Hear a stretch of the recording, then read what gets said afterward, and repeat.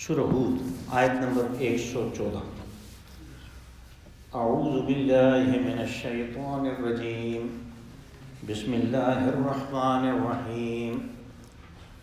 وَأَقِمِ الصَّلَاةَ طَرَفَيِ النَّهَارِ وَزُلَفًا مِّنَ اللَّيْلِ إِنَّ الْحَسَنَاتِ يُذْهِبْنَ السَّيِّئَاتِ ذَلِكَ ذِكْرَىٰ لِلذَّاكِرِينَ وَاصْبِرْ فَإِنَّ اللَّهَ لَا يُضِيعُ أَجْرَ الْمُحْسِنِينَ فلولا كان من القرون من قبلكم أولو بقية ينهون عن الفساد في الأرض إلا قليلا ممن أنجينا منهم واتبع الذين ظلموا ما أترفوا فيه وكانوا مجرمين وما كان ربك ليهلك القرى بظلم وأهلها مصلحون وَلَوْ شَاءَ رَبُّكَ لَجَعَلَ النَّاسَ أُمَّةً وَاحِدَةً وَلَا يَزَالُونَ مُخْتَلِفِينَ إِلَّا مَن رَّحِمَ رَبُّكَ وَلِذَٰلِكَ خَلَقَهُمْ وَتَمَّتْ كَلِمَةُ رَبِّكَ لَأَمْلَأَنَّ جَهَنَّمَ مِنَ الْجِنَّةِ وَالنَّاسِ أَجْمَعِينَ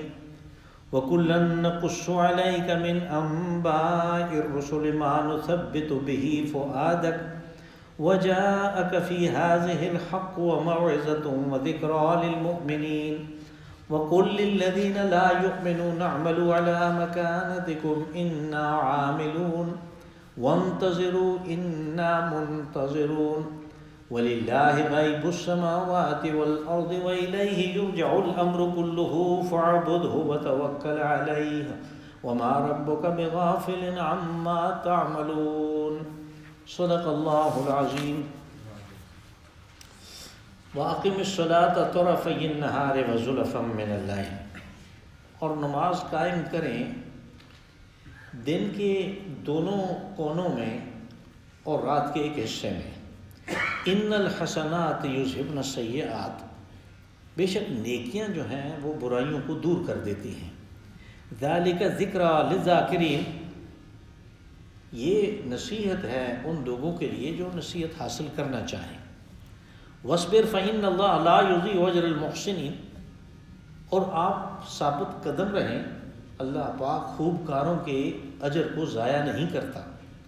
فَلَوْلَا كَانَ مِنَ الْقُرُونِ مِن قَبْلِكُمْ أُولُو بَقِيَّةٍ يَنْهَوْنَ عَنِ الْفَسَادِ فِي الْأَرْضِ إِلَّا قَلِيلًا مِّمَّنْ أَنجَيْنَا مِنْهُمْ، تو ایسے کیوں نہیں ہوا پہلی بستیوں میں، پہلے لوگوں میں، کہ جو ان میں اچھے لوگ تھے فساد سے روکنے والے، وہ بہت تھوڑے ہوئے اور ان کو ہی ہم نے نجات بھی دی۔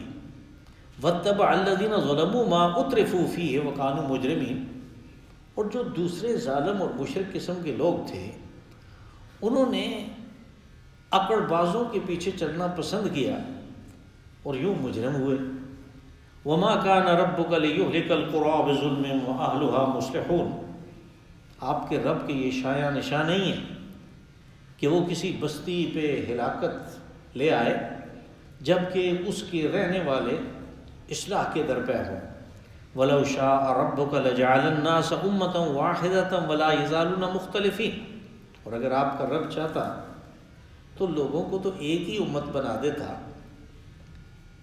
لیکن آپ دیکھتے ہیں کہ وہ تو برابر اختلاف کیے جاتے ہیں آپس میں۔ الا من رحم ربک، سوائے ان کے کہ جن کے اوپر رب کا رحم ہو جائے۔ وَلِذَٰلِكَ خَلَقَهُمْ، اور یہی اللہ کا قانون ہے جس کے تحت اس کو پیدا کیا۔ وَتَمَّتْ كَلِمَةُ رَبِّكَ لَأَمْلَأَنَّ جَهَنَّمَ مِنَ الْجِنَّةِ وَالنَّاسِ أَجْمَعِينَ، اور آپ کے رب کی یہ بات پوری ہو کے رہے گی کہ جب اس نے کہا کہ میں جہنم کو جنوں اور انسانوں سے بھر دوں گا۔ وَكُلًّا نَّقُصُّ عَلَيْكَ مِنْ أَنبَاءِ الرُّسُلِ مَا نُثَبِّتُ بِهِ فُؤَادَكَ، اور جو ہم نے رسولوں کے واقعات آپ کو سنائے اس لیے ہے کہ آپ کا دل مضبوط ہو۔ وَجَاءَكَ فِي هَٰذِهِ الْحَقُّ وَمَوْعِظَةٌ وَذِكْرَىٰ لِلْمُؤْمِنِينَ، اور اس میں جو بیان کیا گیا وہ حق ہے، وہ حقیقت کے مطابق ہے، اس میں نصیحت ہے اور یاد دہانی ہے ایمان لانے والوں کے لیے۔ وَقُل لِّلَّذِينَ لَا يُؤْمِنُونَ اعْمَلُوا عَلَىٰ مَكَانَتِكُمْ، اور وہ لوگ کہ جو ایمان نہیں لا رہے ان کو کہہ دیں کہ تم ٹھیک اپنی جگہ پہ لگے رہو اسلام کے، مسلمانوں کے خلاف۔ انا عاملون، ہم بھی اپنا کام کرتے رہیں گے، وانتظروا انا منتظرون، انجام کیا نکلنا ہے دو مختلف کاموں کا، تم بھی انتظار کرو ہم بھی انتظار کرتے ہیں۔ وَلِلَّهِ غَيْبُ السَّمَاوَاتِ وَالْأَرْضِ وَإِلَيْهِ يُرْجَعُ الْأَمْرُ كُلُّهُ فَاعْبُدْهُ وَتَوَكَّلْ عَلَيْهِ، اور زمین و آسمان کے تمام بھید جو ہیں وہ اللہ کے پاس ہیں، اور امور کا فیصلہ بھی تو اس نے ہی کرنا ہے، اس کے پاس جاتے ہیں، لوٹائے جاتے ہیں امور سارے فیصلے کے لیے، اس کی عبادت کریں اور اسی پہ بھروسہ رکھیں۔ وَمَا رَبُّكَ بِغَافِلٍ عَمَّا تَعْمَلُونَ، اور جو کچھ آپ کر رہے ہیں آپ کا رب اس سے بے خبر نہیں ہے۔ یہ اس سورہ مبارکہ کی آخری آیات ہیں، ان میں وہ آخری نصیحتیں ہیں جو اس وقت لوگوں کو دی گئیں کہ جب کشمکش ایک خاص سطح پہ پہنچ چکی تھی، اور انہی آیات کے ذریعے سے یہ بھی پتہ چلتا ہے کہ ابھی معراج کا واقعہ نہیں ہوا تھا، یعنی یہ اس سے پہلے کا یہ سلسلہ ہے، لیکن کشمکش اس وقت عروج پہ پہنچی ہوئی تھی، اس لیے کہ باتیں بالکل نتیجہ کے طور پہ آ رہی ہیں۔ پہلے تو نمازوں کے قیام کی بات ہوئی کہ دن کے دونوں کونوں میں، وہ تو ہمیں سمجھ آتی ہے صبح اور مغرب کی، فجر اور مغرب کی نماز، پھر کہا رات کے ایک حصے میں تو عشاء کی نماز بھی ہو سکتی ہے اور تہجد بھی ہو سکتا ہے۔ اب اس طرح نمازوں کا بیان کرنا یہ ظاہر کرتا ہے کہ ابھی معراج کا واقعہ نہیں ہوا، کیونکہ 5 نمازیں وہاں پہ فرض ہوئیں، اور پھر کچھ صورتیں اس کے بعد جو نازل ہوئیں ان میں سے ان کے اوقات جو ہیں اور ان کی تعداد جو ہیں ان کے بارے میں تعین کیا جا سکتا ہے۔ چونکہ یہاں پہ صرف 3 نمازوں کی بات ہے تو اس سے معلوم ہوتا ہے کہ اس سے پہلے کی ہے، اور اس دور کے حالات کا ہمیں کچھ نہ کچھ مکہ کی تاریخ سے اور تاریخ اسلام سے اندازہ ہے۔ کہا ان الحسنات یذہبن السیئات، کہا آپ نیکی کے کام میں لگے رہیں، یہ نیکی کے کام کی برکت ہے کہ وہ برائی کا جو غلبہ ہے اس کو دور کر دے گی۔ اب یہ بات فرد کے اوپر بھی صحیح ہے، یعنی ایک فرد اگر نیکی کے کام میں لگا رہے، اس کا رجحان اچھائی کی، اصلاح کی طرف، خیر کی طرف ہو تو یہ ضروری ہے کہ پھر اس سے برائیاں جو ہیں وہ دور ہٹ جاتی ہیں۔ اس کی وجہ یہ ہے کہ آدمی کے پاس اتنا وقت تو ہوتا ہی نہیں۔ جب ایک آدمی دن میں 5 نمازوں کا اہتمام کرتا ہے تو اس کے پاس کہاں وقت ہے کہ وہ فضول قسم کی محفلوں میں بیٹھے گا جن میں گھنٹوں بیٹھ کے لوگ گپیں ایسی لگاتے رہتے ہیں اور ساتھ میں وہ کام کرتے رہتے ہیں کہ جو بالکل غیر شرعی ہیں۔ اس قسم کی کھیل میں اپنے آپ کو مصروف رکھنا، اس قسم کے شغل میں اپنے آپ کو مصروف رکھنا، یہ اصل میں نیکی سے دور رہنے کی بات ہے۔ لیکن جب آدمی نیکی میں مصروف رہتا ہے تو خود بخود اس سے پچھلی جو برائیاں ہیں ان کے اثرات مٹتے جاتے ہیں، اور جو اچھی صورت ہے وہ پیدا ہوتی رہتی ہے۔ اب اس کی سمجھنے کا ایک اور طریقہ بھی ہے کہ جب آدمی نیکی کا کام کرتا ہے، اس نے نماز پڑھی، اب نماز کے اندر بھی اور اس کے بعد بھی جو دعا کی جاتی ہے اس میں کتنی ہی دفعہ استغفار آتی ہے کہ میں توبہ کرتا ہوں، میں استغفار کرتا ہوں۔ ہماری دعائیں تو شروع ہی یہاں سے ہوتی ہیں، ربنا اغفر لنا ولاخواننا الذین سبقونا بالایمان، یا رب ہمیں بخش، ہمیں معاف کر، کیونکہ ہمیں پتہ ہے کہ ہم شب و روز گناہوں کے کام میں لگے رہتے ہیں۔ اللہ کا یہ وعدہ ہے کہ میں بخشش مانگنے والوں کو بخشش دے دوں گا۔ بس یہ جو نیکی تھی نماز کی، اس نے کیا کیا؟ ان برائیوں کو ظاہر کر دیا۔ ان الحسنات یذہبن السیئات، اور وہ ساری اگر ضائع ہو گئی تو پھر کیا ہے؟ یہ پھر استغفار کرتا ہے، یہ بہت بڑا ذکر ہے، پھر بھی استغفار کر رہا ہے، یہ بہت بڑا ذکر ہے، یہ اس کے نامہ اعمال میں جاتا ہے، اور اس کا نامہ اعمال کا جو اچھے اعمال کا پلڑا ہے یہ اس کو باریک کرتا رہتا ہے۔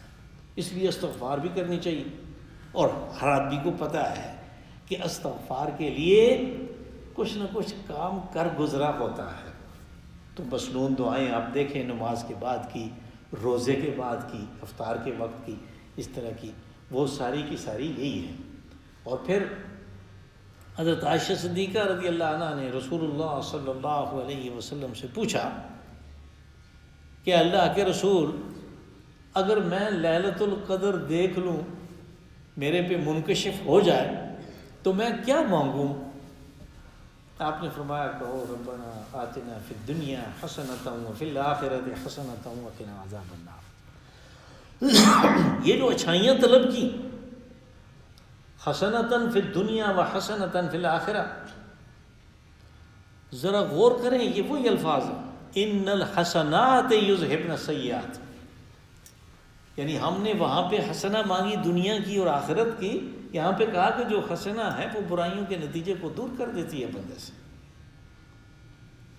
اور پھر یہی صورتحال قوموں کے اجتماع کی ہے کہ اگر اجتماعیت کے اندر وہ جذبہ موجود ہو کہ اس میں خیر کا، اصلاح کا کام ہونا چاہیے، فساد کو مٹانے کی کوشش کرنی چاہیے، اور اس کام کے لیے کوئی لوگ سرگرم ہوں، سارے نہیں، کوئی لوگ سرگرم ہوں، تو پھر جو معاشرے کے اندر برائیاں ہیں وہ ختم ہوتی ہیں۔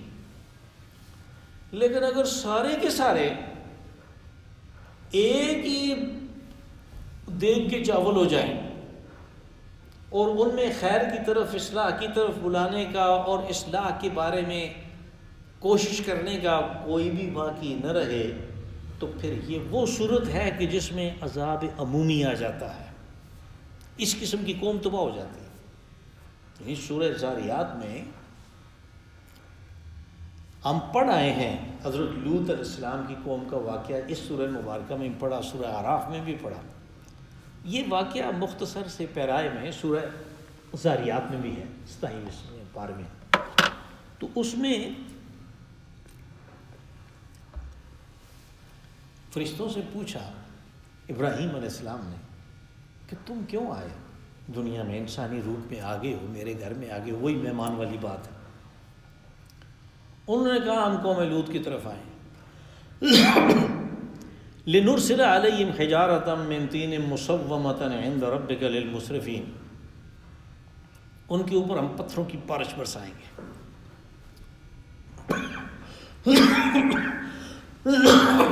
اور پھر ان کا جو آگے بات ہے، فما وجدنا فیہا غیر بیت من المسلمین، یعنی ایک مسلمانوں کا گھرانہ ہے وہاں پہ، اور پوری بستیوں میں، ان چاروں بستیوں میں کوئی بھی نہیں۔ اب یہ گھرانہ جو ہے حضرت لوط علیہ السلام کا ہے۔ تو اس قسم کی قوم جس میں اصلاح والے جو ہیں ان کو محدود کر دیا جائے، بات بات پہ حضرت لوط علیہ السلام کو کہتے تھے کہ تم بڑے پاکیزہ بنتے ہو، ہم تمہیں سنگسار کر دیں گے، ہم بستی سے نکال باہر کریں گے تمہیں۔ بجائے اس کے کہ بات سنیں، وہ جواب ان کا یہ ہوتا تھا۔ اس کا نتیجہ یہ نکلا کہ ان کے اوپر عذاب عمومی آیا۔ اس بات کی وضاحت ہو گئی کہ وہ عذاب کس طرح آتا ہے۔ عذاب اس طرح آتا ہے کہ جب قوم کے اندر اصلاح کے لیے کوئی بھی باقی نہ رہے، اور اگر بہت تھوڑے ہوں جن کی آواز کوئی نہیں سن رہا، تو پھر اللہ ان کو بچا لیتا ہے، باقی قوم کو تباہ و برباد کر دیتا ہے۔ وَاصْبِرْ فَإِنَّ اللَّهَ لَا يُضِيعُ أَجْرَ الْمُحْسِنِينَ۔ اب یہ صبر کی یعنی استقامت کی اصل میں تاکید ہو رہی ہے، اور آپ دیکھیں استقامت کے ساتھ یہ بات کہی کہ آپ صبر کریں، اللہ محسنین کے ساتھ ہے۔ آپ سورہ بقرہ میں جب دیکھتے ہیں وہ مشہور آیت جو عام طور پہ آپ سنتے ہیں کہ صبر کرو، کہ صبر اور نماز کے ساتھ تم اللہ سے مدد طلب کرو۔ یا ایھا الذین آمنوا استعینوا بالصبر والصلاۃ ان اللہ مع الصابرین۔ وہاں پہ نماز اور صبر کی یعنی نماز اور استقامت کی تاکید ہوئی، کہا اللہ صابرین کے ساتھ ہے، ان اللہ مع الصابرین۔ نماز والوں کے ساتھ کدھر گیا؟ یہ نماز والوں کے ساتھ تو ہے ہی ہے، لیکن جو استقامت اختیار کرتے ہیں ان کے ساتھ ہے۔ یہاں پہ اس کو یہ کہا کہ آپ صبر کریں، اللہ خوبکاروں کے ساتھ ہے۔ معلوم ہوا کہ کوئی بھی کام اگر کیفیت احسان کا ہو تو اس میں استقامت بڑی ضروری ہے. یہ وہ استقامت ہے کہ جس کے بارے میں کل کے درس میں بات آئی، فاستقم کما امرت. آپ استقامت اختیار کریں جیسے حکم ہوا. یعنی حالات جو بھی ہوں، بیماری ہے یا بیماری نہیں ہے، کاروبار اچھا ہے یا کاروبار برا ہے، اسی طرح اولاد کامیاب ہے یا ظاہری طور پہ ناکام ہے، جو بھی صورت حال ہے، دونوں صورتوں میں استقامت دین کے اوپر ہے. اس نظام سے پیچھے ہٹنے کی وہ بات نہیں کر رہا، اس دین سے پیچھے ہٹنے کی بات نہیں کر رہا کہ یہ اس دین نے میرے ساتھ کیا کیا. یہ وہ چیز ہے جو اس کو خوب کار بناتی ہے. یعنی محسنین جو اپنے کام کو اچھے طریقے پہ کرتے ہیں. دوسری جگہ پہ کہا کہ ان اللہ یحب المحسنین، اللہ تو ان لوگوں کو سے پیار کرتا ہے، ان سے محبت کرتا ہے. فلولا كان من القرون من قبلكم اولو بقية ينهون عن الفساد في الارض الا قليلا ممن انجينا. اب یہ جو چیز میں نے پہلے بیان کر دی قوم لوط کا حوالہ دے کے اسی کا تذکرہ پھر ہے. اللہ پاک نے فرمایا کہ ایسے کیوں نہیں، اس پہلی قوموں میں جن کے واقعات آپ نے پڑھے پیچھے، ایسے کیوں نہیں ہوا کہ ان میں کو خیر کی طرف بلانے والے کچھ لوگ ہوتے. وہ اتنے تھوڑے تھے، الا قلیل ممن انجینا منہم. کہا ان قوموں کی اجتماعی بربادی ہوئی، ہم نے صرف چند لوگوں کو نجات دی. قوم ہود میں کیا ہوا؟ عاد کی ساری قوم برباد ہو گئی. حضرت ہود علیہ السلام کو اور ان کے چند ساتھیوں کو بچا لیا گیا. حضرت نوح علیہ السلام کی قوم کے ساتھ کیا ہوا؟ سب کو غرق کر دیا گیا، ایک کشتی کے مسافر بچ گئے. قوم صالح کے ساتھ کیا ہوا؟ حضرت صالح علیہ السلام اور ان کے گھر کے چند افراد کو بچا لیا گیا، باقی سب کو تباہ کر دیا گیا. یہی حال قوم لوط کے ساتھ ہوا اور فرعون کے ساتھ ہوا. یہ کیوں ہوا؟ کہا اس لیے کہ اجتماعی طور پہ وہ لوگ فساد میں مبتلا ہو گئے تھے. ان میں اصلاح کی طرف بلانے والے یا تو تھے نہیں، جو تھے تو ان کی وہ بہت تھوڑے تھے اور ان کی آواز دب جاتی تھی، ان کی بات کو سنتا کوئی نہیں تھا. کہا یہ وجہ ہوئی ان کی ہلاکت کی. یہ وہ اصول ہے کہ جس کو سورہ انعام میں ایک اور پیرائے میں بیان کیا گیا. وہ غالباً اس کے تیسرے رکوع میں ایک آیت ہے. رسول اللہ صلی اللہ علیہ وسلم سے خطاب کیا گیا اور کہا کہ فَإِن كَانَ كَبُرَ عَلَيْكَ إِعْرَاضُهُمْ فَإِنِ اسْتَطَعْتَ أَن تَبْتَغِيَ نَفَقًا فِي الْأَرْضِ أَوْ سُلَّمًا فِي السَّمَاءِ فَتَأْتِيَهُمْ بِآيَةٍ. اب جب رسول اللہ صلی اللہ علیہ وسلم بہت شدید محنت کر رہے ہیں، دن رات ایک کیا ہوا ہے، ایک ایک کے پیچھے جا رہے ہیں اور پھر راتوں کو اللہ سے دعا کر رہے ہیں، لیکن وہ لوگ آگے سے مکہ والے عجیب و غریب باتیں کرتے. ہمیں یہاں سے نہر دکھاؤ، چلا کے دکھاؤ، ہمیں باغ لگا کے دکھاؤ، ہمیں یہاں پہ اپنے لیے ایک محل بنا لو، ٹھیک ہے ہمیں نہ دو، تم تو اس میں آرام سے رہو نا، یہ معجزے کرو تو پھر ہم مانیں گے. تو آپ کو ظاہر ہے اس سے بہت کڑن ہوتی تھی. اللہ پاک نے فرمایا کہ اگر آپ کو ان کا یہ اعراض، ان کا منہ موڑنا گراں گزر رہا ہے تو کوشش کر لیں، کوئی زمین میں کوئی سرنگ بنائیں، کوئی آسمان میں سیڑھی لگائیں. سلماً فی السماء، آسمان میں سیڑھی لگائیں اور جیسے یہ معجزے طلب کر رہے ہیں ایسے لے کے آئیں. وَلَوْ شَاءَ اللَّهُ لَجَمَعَهُمْ عَلَى الْهُدَىٰ. کہ آپ کا یہ تصور کہ یہ سارے کے سارے ہدایت کیوں نہیں پکڑتے، یہ اللہ کے قانون کے مطابق نہیں ہے. آپ سے مراد آپ کے صحابہ بھی ہیں، وہ لوگ بھی چاہتے تھے کہ یہ ایمان لائیں. اس کے لیے اللہ بھی ہماری مدد کرے، ان کے دلوں کو پھیرے. یہاں پہ بھی یہ اصول آگے اگلی آیت میں بیان ہوا. کہا وَلِذَٰلِكَ خَلَقَهُمْ، کہ یہ اللہ نے اس مشیت کے ساتھ اس آدم علیہ السلام اور ان کی اولاد کو پیدا کیا ہے کہ ان کو میں آزادی دوں گا انتخاب کی. یہ اپنے لیے اس دنیا میں رہ کے جنت کا راستہ منتخب کرتے ہیں یا دوزخ کا. میں دونوں راستے ان کے اوپر کھولوں گا، اور اللہ نے یہ دونوں راستے کھول کے رکھ دیے. اپنے رسول بھیجے، اپنی کتابیں بھیجیں، ان میں جنت اور دوزخ کے راستوں کی وضاحت کی. تو کتنی شدید محنت کی اللہ کے رسولوں نے. لیکن لوگوں کے پاس انتخاب اپنا ان کا اختیار تھا. جس نے اپنے اختیار سے جانا ہے دوزخ میں، اپنی طاقتوں کو، صلاحیت کو استعمال کر کے، وہ کہتا ہے اس کو میں جنت میں نہیں جاؤں، آپ جو مرضی کر لیں۔ یہی بات آگے سورہ قصص میں کہی، انک لا تہدی من احببت، کہ آپ جس سے محبت کرتے ہیں میں اس کو آپ ہدایت نہیں دے سکتے۔ ہدایت کے لیے اس نے خود کچھ کرنا ہے۔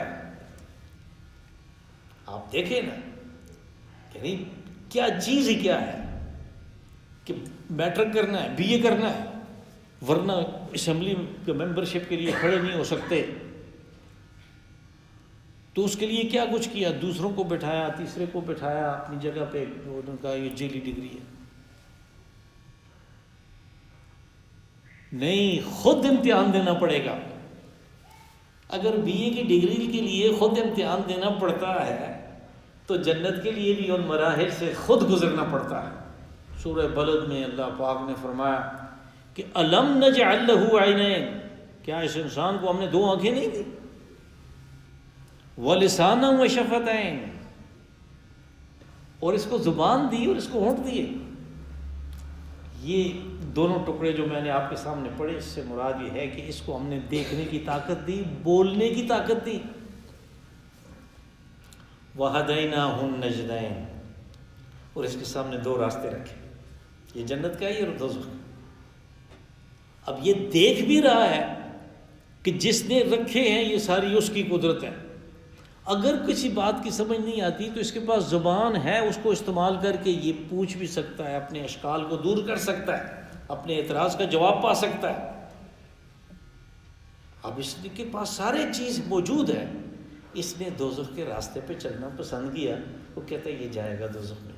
آگے اگلی آیت میں پھر اس نے وہ بات بھی کہی کہ یہ کیوں ہوگا، کہا کہ تھوڑے جو تھے ان کو وَاتَّبَعَ الَّذِينَ ظَلَمُوا مَا أُتْرِفُوا فِيهِ وَكَانُوا مُجْرِمِينَ، کہا وہاں پہ رسول کام کر رہے تھے، یہ واقعات جو سنے ان کے اوپر تبصرہ ہو رہا ہے، جو آپ نے انبیاء کے رسولوں کے واقعات سنے ان پہ تبصرہ ہو رہا ہے۔ کہا کہ یہ قومیں جو ہلاک ہوئی انہوں نے کیا کیا، انہوں نے جو اترفوا فیہ، جو اکڑ باز تھے، جو شیخی خورے تھے، جو گھمنڈ کرنے والے تھے، نیکی کی کوئی صلاحیت ان میں نہیں تھی، قوم نے ان کا اتباع کیا، ان کی بات کو مانا۔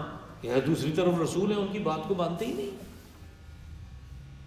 کہا وَكَانُوا مُجْرِمِينَ، یہ ان کا جرم تھا کہ جو حق ہے اس کو تسلیم ہی نہیں کر رہے، وہ ان کے اوپر اثر ہی نہیں کر رہا۔ کہا یہ یوں مجرم ہوئے۔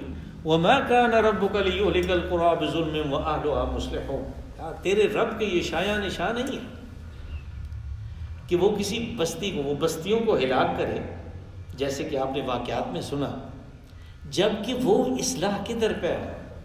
یعنی اللہ نے یہ دنیا، یہ کائنات، یہ سب کچھ بنایا ہے اصلاح کے لیے۔ اگر اس میں کوئی فساد برپا کرتا ہے تو یہ اللہ کی اپنے بندوں پہ، نسل انسانی پہ یہ اس کی رحمت ہے کہ وہ ان فسادیوں کو ختم کرتا ہے۔ ورنہ یہ فسادی اتنے زوراور تھے کہ ان کے مقابلے میں اصلاح کا کام کرنے والے ان کی کوئی حیثیت نہیں تھی، اگر اللہ خود اپنی زمین کو اس گند سے پاک نہ کرتا۔ جب آپ تفصیل میں جائیں، مثال کے طور پہ قوم نوح کے بارے میں، اس وقت لوگوں کا کیا حال تھا، تو اس وقت انہوں نے جینیٹکس میں اتنی ترقی کر لی تھی کہ انہوں نے انسانی مادہ کو غیر انسانی نر سے فرٹائل کرنا شروع کر دیا تھا، اور جو چیزیں پیدا ہو رہی تھیں، جو اس کو کہا کہ یہ عفریت ہیں، عفریت پیدا ہو رہی تھی۔ یہ وجہ ہے کہ حضرت نوح علیہ السلام کو کیسے پتہ تھا، انہوں نے جب دعا کی تو کہا کہ لا یلد الا فاجرا کفارا، کہ یہ تو جو اگلی نسلیں ان کی آئیں گی وہ بھی فاسق و فاجر اور کافر ہوں گے، اس لیے سب کو غرق کر دیں۔ اس کی یہ وجہ تھی، ان کو کیسے پتہ تھا کہ پیدا ہونے والے بھی فاسق و فاجر ہوں گے۔ یہ جو عفریت ہیں ان کا کام صرف ظلم کرنا تھا۔ اب ذرا آپ آج کے دور کو دیکھیں کیسے قرب قیامت ہے، یعنی اس وقت پوری دنیا غرق ہوئی اب پوری دنیا کے غرق ہونے کا وقت آ گیا ہے، یہ دور نہیں ہے، اس لیے کہ انہوں نے ایسے ایسے روبوٹ نکال لیے، کوئی انسان کسی جنگ میں نہیں جائے گا، اور وہ خود بخود تباہی کے آلات، کہ ڈرون کیا چیز ہے، کس طرح معصوم بچوں کو ڈرون کے ذریعے سے حملہ کر کے انہوں نے، وہ کیا گاؤں تھا باجوڑ میں، اس کی مسجد میں وہ وضو کر رہے تھے بچے، وہ دہشت گرد تھے، چھوٹے چھوٹے بچے، کوئی آدمی نہیں آیا، کوئی کچھ بھی نہیں آیا۔ تو یہ سلسلہ جو ہے، یعنی یہ چیز جو ہے کہ اصلاح والے اتنے کم ہو جائیں کہ ان کی بات سننے کے لیے کوئی آمادہ نہ ہو، یہ تباہی کا سبب۔ اگر یہ بات نہ ہوتی تو یہ آپ کے رب کے شایان نشان نہیں ہے کہ لوگ اصلاح میں لگے ہوئے ہوں اور وہ ان کو تباہ کر دیں، یہ وہ نہیں کرتا۔ وَلَوْ شَاءَ رَبُّكَ لَجَعَلَ النَّاسَ أُمَّةً وَاحِدَةً وَلَا يَزَالُونَ مُخْتَلِفِينَ إِلَّا مَن رَحِمَ رَبُّكَ، کہا اگر تیرا رب چاہتا تو پھر سب کو نباتات کی طرح، حیوانات کی طرح، جمادات کی طرح ایک ہی قانون کے اوپر پیدا کر دیتا، لیکن یہ نہیں ہوا۔ اس نے کہا وَلَا يَزَالُونَ مُخْتَلِفِينَ، آپ دیکھیں گے کہ یہ مسلسل اختلاف کر رہے ہیں سوائے ان لوگوں کے کہ جن کے اوپر اللہ کا رحم ہو گیا۔ یہاں سے ایک اور مسئلہ بھی نکلا کہ لوگ کہتے ہیں کہ یہ حدیث ہے کہ اختلاف امتی رحمہ، کہ میری امت کا اختلاف رحمت ہے۔ قرآن پاک کی یہ آیت اس کے خلاف ہے، جس سے معلوم ہوا کہ وہ حدیث موضوع ہے، وہ کسی نے بنائی ہے اپنے کسی مقصد کے لیے۔ اللہ پاک نے فرمایا کہ یہ جو اختلاف ہے یہ لوگوں کے اندر جاری رہے گا، اس لیے کہ ان کے پاس اختیار ہے اللہ کی بات سے مختلف ہونے کا، اختلاف کرنے کا اس بات کے ساتھ، ان کے پاس اختیار ہے، اللہ نے دیا ہے، وہ کر رہے ہیں دوزخ کے راستے پہ چل رہے ہیں۔ ہاں، جس کے اوپر اللہ کا رحم ہو گیا وہ اختلاف نہیں کرتا اللہ کی بات کے ساتھ، وہ رسول علیہ الصلوۃ والسلام کی دی ہوئی وضاحت کے ساتھ اختلاف نہیں کرتا، الا من رحم ربک وَلِذَلِكَ خَلَقَهُمْ۔ یہ وہ چیز تھی جس کا میں نے کہا کہ اگلی آیت میں اشارہ آ رہا ہے، کہا یہ وہ اللہ کی مشیت ہے جس کے تحت اس نے پیدا کیا کہ لوگوں کے پاس اللہ کی سے اختلاف کا اختیار ہے۔ اللہ سے اختلاف یعنی وہ کہتا ہے کہ یہ قانون ہے کہ اس نے چوری کی ہے، اس کے ہاتھ کاٹو، اس سے اختلاف کرتا ہے ایک آدمی، کہتا ہے یہ سزا بڑی وحشیانہ ہے، یہ اختلاف ہے۔ اللہ کی بات کا اختلاف کرنے کا اس نے اختیار دیا تو اس لیے کر رہا، کہتے ہیں وَلِذَلِكَ خَلَقَهُمْ، یہ میں نے اسے اختیار دیا، اس نے اس اختیار کو استعمال کیا اور میرے مخالفت میں آ گیا۔ یہاں پہ یہ بات میں واضح کر دوں کہ ایک ہوتا ہے اختلاف، ایک ہوتی ہے مخالفت، یعنی بحث مباحثہ کر کے اس ارادے کے ساتھ آپ بحث مباحثہ کرتے ہیں، مثال کے طور پہ اس درس کے آخر میں سوال پوچھتے ہیں اس ارادے سے کہ یہ بات مجھے پوری طرح سمجھ نہیں آئی، یہ سمجھ آ جائے۔ یہ اختلاف وہ ہے کہ جو رحمت ہو سکتی ہے، اور اس کی وجہ سے یعنی یہ وہ طریقہ ہے جاننے کا کہ جو اللہ نے بندوں کو سکھایا ہے۔ جبرائیل امین آئے اور آگے دو زانو بیٹھ کے رسول اللہ صلی اللہ علیہ وسلم سے صحابہ کرام کی مجلس میں پوچھا ایمان کیا ہے، اسلام کیا ہے، قیامت کب ہوگی۔ جب چلے گئے تو رسول اللہ صلی اللہ علیہ وسلم نے فرمایا کہ یہ جبرائیل امین تھے اور یہ تمہیں یہ بتانے کے لیے آئے تھے کہ معلومات حاصل کرنے کا طریقہ کیا ہے، پوچھو۔ اور آخری سوال کے جواب میں آپ نے اس کے کہا، جو اس نے کہا کہ قیامت کب برپا ہوگی، تو رسول اللہ صلی اللہ علیہ وسلم نے فرمایا کہ پوچھنے والا بتانے والے سے بہتر جانتا ہے، یعنی نہ تمہیں پتہ ہے نہ مجھے پتہ ہے۔ تو وہ خود جانتے تھے ایمان کیا ہے، اسلام کیا ہے، لیکن سکھانے کے لیے آئے کہ یہ طریقہ ہے معلومات حاصل کرنے کا، سیکھنے کا، یہ طریقہ ہے۔ اس میں اگر کوئی ایسی بات ہوتی ہے کہ جس سے بظاہر اختلاف معلوم ہوتا ہے تو اس کی کوئی ایسی چیز نہیں ہے، وہ جائز ہے۔ جو مخالفت ہے کہ وہ اکڑ جاتا ہے اپنی بات پہ، کسی دلیل کو نہیں سنتا، یہ ہے دوزخ کا راستہ، اللہ کے مقابلے میں مخالفت کرنا اور اکڑ جانا اس کے اوپر۔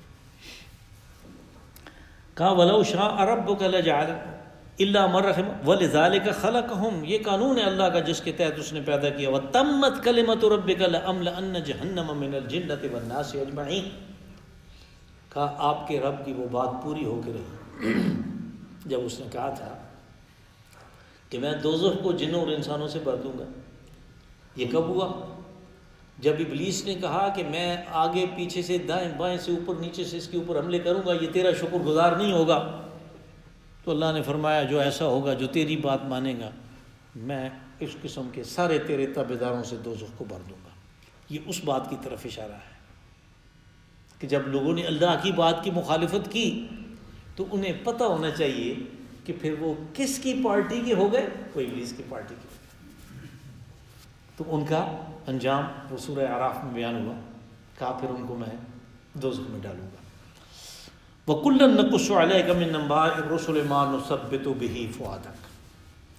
اب یہ یہاں سے جو آیتیں شروع ہوتی ہیں یہ اس سورت کی آخری، اور یوں سمجھ لیں کہ اگلی سورت کی تمہید ہے، سورہ یوسف ہے آگے۔ کہا یہ سارے رسولوں کے واقعات جو ہم نے آپ کو سنائے، یہ کوئی ایسی بات نہیں ہے کہ یہ کوئی قصہ گوئی ہے، قصہ گوئی کی کوئی مجلس ہے، یہ کسی خاص مقصد کے تحت ہے۔ وہ مقصد اللہ نے بیان کیا لِنُثَبِّتَ بِهِ فُؤَادَكَ، تاکہ آپ کا دل مضبوط ہو کہ ان کے ساتھ بھی تو یہ واقعات ہوئے۔ نوح علیہ السلام کے ساتھ کیا ہوتا رہا 950 سال، حضرت ہود علیہ السلام کے ساتھ ان کی قوم نے کیا رد عمل ان کا تھا، کس قسم کا برتاؤ کیا۔ ہمارے ساتھ اگر یہ ہو رہا ہے تو کہ یہ کوئی عجیب بات تو نہیں ہے، تاکہ یہ واقعات جو ہیں وہ آپ کے دل کی مضبوطی کا سبب بنے۔ وَجَاءَكَ فِي هَٰذِهِ الْحَقُّ وَمَوْعِظَةٌ وَذِكْرَىٰ لِلْمُؤْمِنِينَ، اور بعد میں جو دوسرے لوگ ہیں جیسے ہم ہیں، کہا کہ انہی واقعات میں ان لوگوں کے لیے الحق ہے، یعنی وہ ٹھیک ٹھیک سنائے گئے ہیں جیسے ہوئے، حق کے مطابق سنائے گئے، اس لیے کہ یہی ان میں سے اکثر واقعات تورات میں ہیں، ذرا مختلف طریقے سے، اس لیے کہ اس میں تحریفات ہوئی ہیں۔ تو قرآن پاک میں ان واقعات کو دوبارہ سنانے کے جو مختلف مقاصد تھے ان میں سے ایک یہ بھی تھا کہ تاریخ انسانی کو درست کر دیا جائے۔